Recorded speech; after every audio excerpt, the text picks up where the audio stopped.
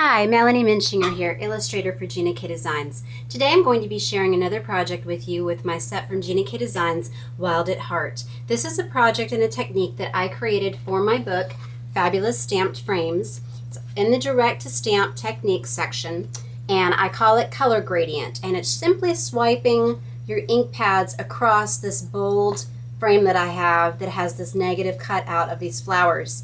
So I had a few people ask me when they watched my other videos, why did the flowers turn out white? And it's because this is all etched out of the stamp and all of the rubber around it is what is accepting the ink. This card can be made in just a couple minutes and it's a really magical looking effect the way the flowers just pop out and appear. Very minimal supplies for this project. You're going to need the Wild at Heart stamp set and a large block for this frame. I've got some of the Gina K Pure Luxury in the Sweet Mango. This is 4 1/4 inches by 11, scored at 5 1/2. And this is just some of the layering weight Pure Luxury white. And this is 4 inches by 5 1/4. So that's just going to layer on to leave a 1/8 inch border all the way around. A small block for one of the sentiments in that set. I'm using Friend. And then I've got the Gina K Charcoal Brown, Sweet Mango, and the Passionate Pink. You want to go from light to dark when you are inking this up, just because when you are going to be crossing over the last color, you don't want to be getting a dark color ink onto your lighter color pad. So we're going to ink light to dark.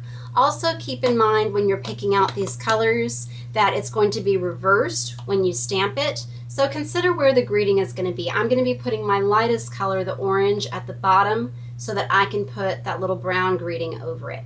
All right, so to begin, I'm going to start by inking up the stamp with the orange pad. Now you might choose to go horizontally, or if it's easier for you to pull the pad vertically. So either way. But what we're going to do, I want to omit this border so that the finished product is going to look like I have just taken a big paintbrush, wide paintbrush, and just swiped across. So if you want a look where you have a more defined border, make sure you go off the edges. But I'm just going to pull this really quickly, stopping just before I get to the border. Now let's do our pink. And I want it to overlap a little bit. So you're going to see through that. And then finally we're going to do the brown there at the top. Okay? When we flip this over,